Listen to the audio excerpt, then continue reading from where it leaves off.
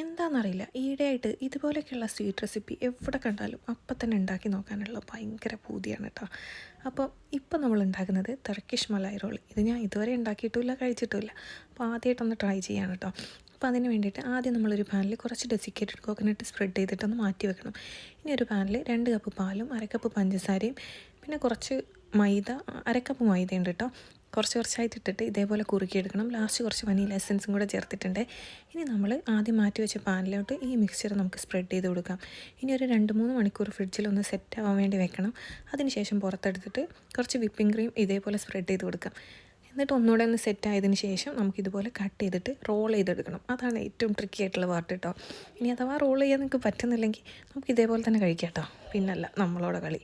അപ്പോൾ അതെ, ഞാൻ ഒരു വിധമൊക്കെ റോൾ ചെയ്തെടുത്തിട്ടുണ്ട്. ഭയങ്കര പെർഫെക്റ്റ് ഒന്നും ആയിട്ടില്ല, കാണുമ്പോൾ തന്നെ മനസ്സിലാവും. ഇനി ഇതിൻ്റെ മേലെ ഡെക്കറേഷന് വേണ്ടിയിട്ട് എന്ത് നട്ട്സ് വേണമെങ്കിലും നിങ്ങൾക്ക് ഇട്ട് കൊടുക്കാം. ഇനി